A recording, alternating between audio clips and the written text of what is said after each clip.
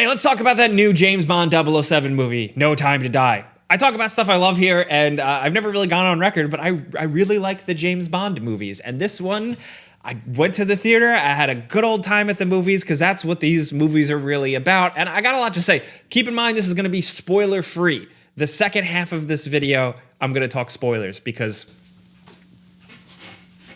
oh boy, I got to talk spoilers. Oh man.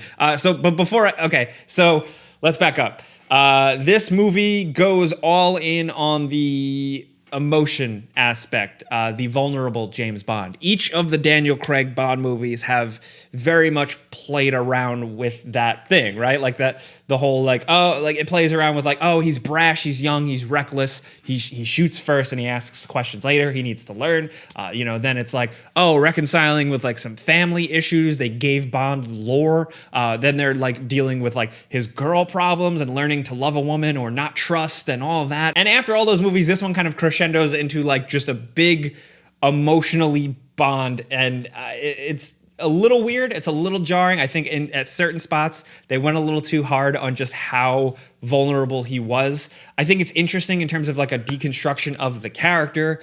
It's not necessarily something I ever looked for in the character, but I think it's interesting here specifically because Daniel Craig is a really good actor. And in this one, he had some moments where I was like, oh yeah, that's right. This guy really can freaking act. There's more to him besides the brash, the I'm Bond and I don't give a damn. There's a bit more to that, and here he got to really have some fun with that. And I thought that was interesting. It does a lot of the things I love about these movies. It has a freaking banger hell of an opening, some incredible car chase and motorcycle chase sequences, some big shootouts. It kind of has almost, it's not a complete one take, but almost one take stairwell shootout fight type of thing, which was pretty interesting.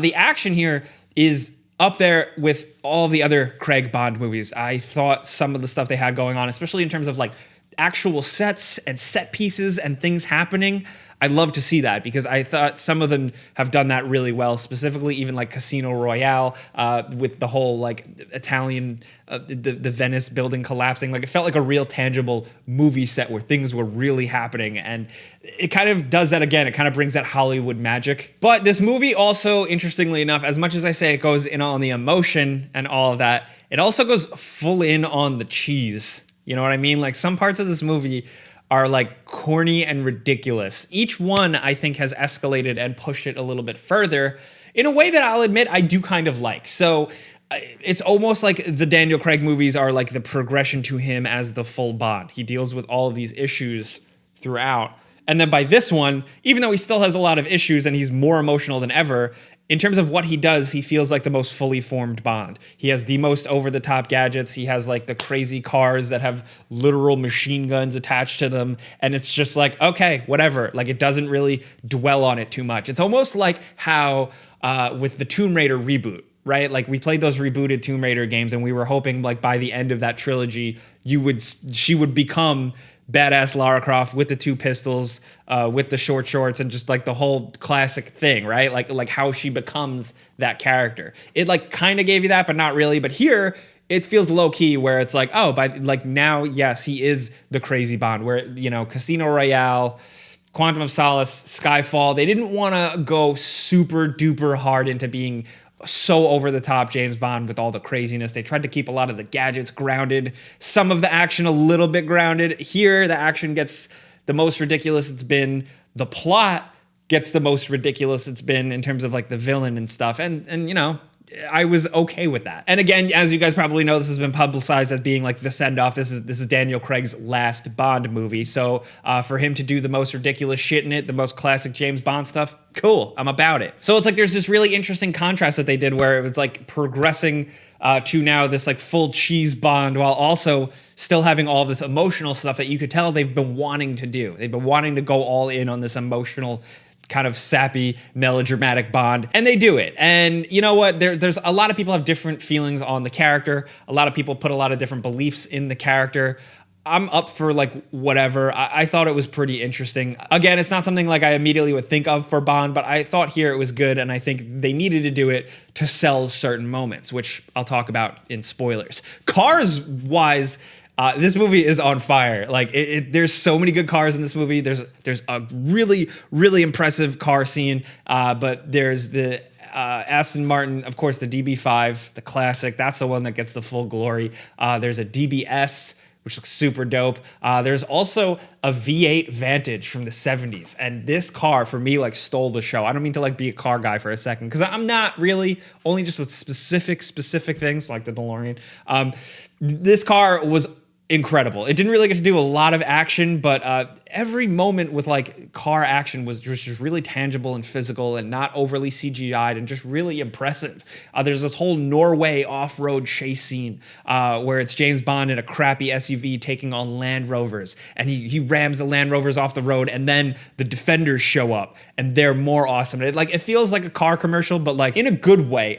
That sounds shitty. Like I mean, like the Bond movies are always kind of commercials in ways for like luxury products, but done in like a weird classy way. I know I'm not like defending that, but I don't know. There's like this weird way they handle suits, watches, Heineken beer, cars, you know, like there's something to it. Also, speaking of female talent in the movie, they do, and this was like a thing that was publicized, they go in on the girl Bond concept, and I thought it was handled really well. I thought it did things pretty interesting. I thought it did it in a way that like isn't gonna piss anyone off, but wasn't necessarily tame.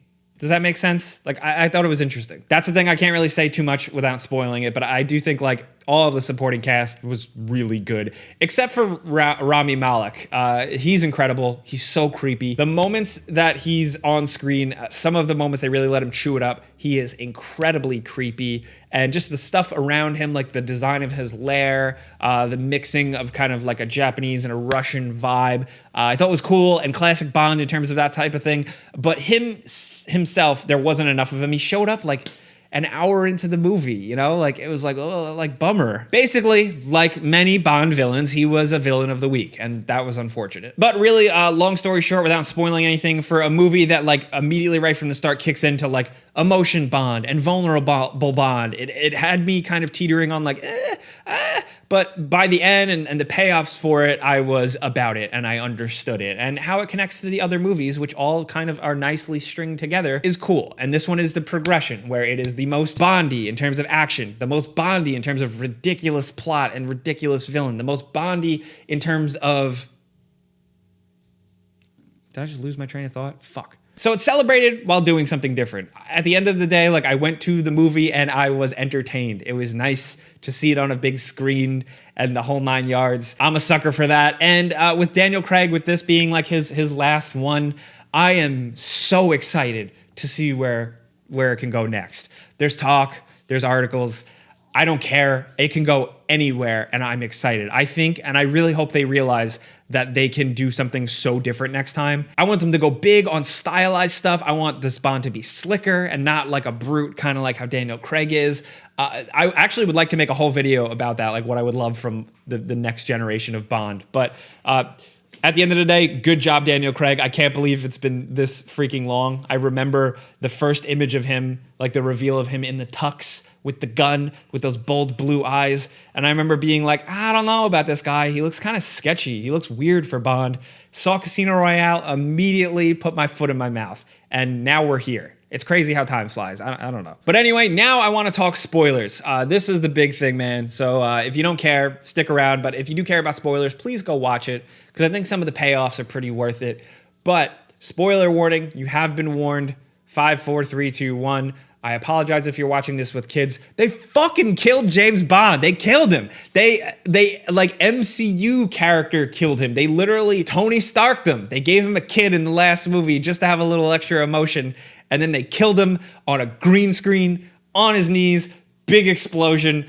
Actually, all right, he didn't technically die on his knees, but just like the whole thing, I was like, what? What are they doing? It just didn't jive with me. As much as I really had a good time with this movie, I'm still processing what they did with certain things. Number one, they gave James Bond a kid, which I'm of two minds, right? I was like, okay, they're doing this. Like, all right, like I'm a little cynical with stuff like that. I also like don't like, I'm not like into kids or whatever. I don't know how to say that without sounding like an evil, evil bastard. I do really think like in terms of, so it's hard, right? So it's like this Bond thing was very much like a bunch of movies that all tell kind of a little bit of a strung along story. This is the progression of Daniel Craig's Bond character, right? So in this thing, they can kill him, and they earned it, I think, emotionally with this movie and how they set it up.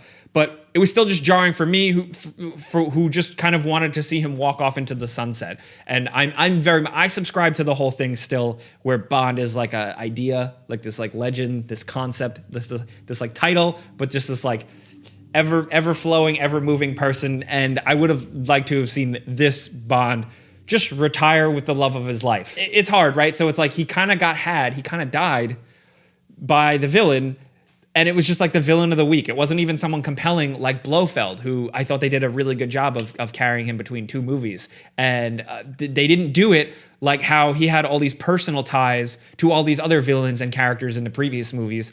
No, the person who did him was literally just generic villain of the week, which on the one hand, you can argue that sucks. James Bond deserves better. But on the other hand, you can say villain of the week. He died literally just doing his job, the thing he does all the time. He was running through a missile base, Rambo shooting dudes, trying to save the rocket from the virus getting out to kill all the millions of people in one showdown with the villain. Like, it's typical. So it's like, okay, he would die doing that. But I don't know. It just felt so overly melodramatic, and it felt very much like I said, it felt like a big character dying in any other movie where there's a big character dying. And I don't know.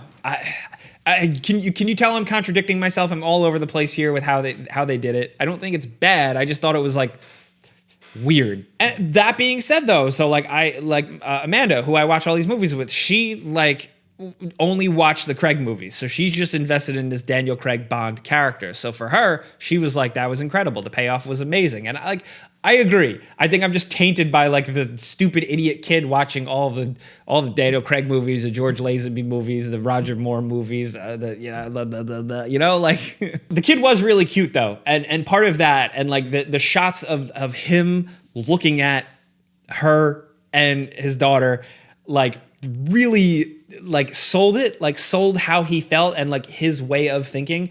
It's a really good movie conveying that whole like father and family and kids thing, which again, I am like cold and emotionless with that stuff, but like so many movies try and do that and it kind of bounces off me. This one I was like, oh, okay, I can kind of understand it a little bit. And I thought that was good. I'm talking about that stuff because the other stuff is throwaway. Like the actual plot, the nanobot stuff, like it was so bullshit. It felt like I was watching almost like a Pierce Brosnan Bond movie. I'm like, we're going back to that. Whatever. Like it's Bond. I don't care. But I still think at the end of the day, like, I don't know, it was a great run. Like even if they killed him, I thought it was weird. Even if they gave him a family, I thought that was kind of weird. They clearly wanted to do it and they wanted to sell it, and I think they successfully did it, except for just his actual death being a little melodramatic, a little over the top. Now I have some things, right? So it's like at the end, what's her face? It's bad that I don't even know her name. Mr. White's daughter. It's bad because I've watched these movies so many times, but her and the daughter are driving in that sick-ass Aston Martin Vantage, by the way, through Italy, and she's like, I'm going to tell you a story about James Bond, and that was really cool. But they're in Italy. What are they doing? That's my question. Are they visiting his grave? Is he buried next to Vesper? That'd be kind of weird. Little like, dude, let it go. I mean, but it showed that he could never let her go, which is kind of weird and interesting. Like, that's how the movie started. Or were they just doing the movie started and ended in Italy? Or is he buried next to his first love, the person that he learned so much from in Casino Royale, the person that I thought the whole thing that went down with her shaped how he was as a Bond? I don't know. It's cool. I can't believe they've done this. Like, I'm still processing how they did this, but ultimately, I had a good time at the movies. And like I said before, I'm really excited to see where it could go next. They could do a million bajillion things. I wonder what they're going to do. Is Mallory, is M going to be like the continuing point, like how Judi Dench was? Like, there's so many questions. Like, I'm so excited to see how they're going to tackle these things moving forward. I can't help but love these movies because they just give me that old love of the movies feeling, you know? But I'm just a big old cornball. So I want to hear from you guys. If you saw this movie, what do you think? Also, like, what do you think about the whole thing? Like the Daniel Craig films as a package. I think a little disjointed here and there, but ultimately pretty interesting. Who's your favorite villain from these? There's so much to talk about, so I want to hear from you what you think about No Time to Die, Ana de Armas. Let me know anything in the comments. If you like what I'm trying to do here, though, which is just yap for 20 minutes straight about things that I absolutely love, all you got to do is click the like button. I would very much appreciate that. But thank you guys for watching. I'm Jake Baldino. Subscribe because of video games. Pizza's on me.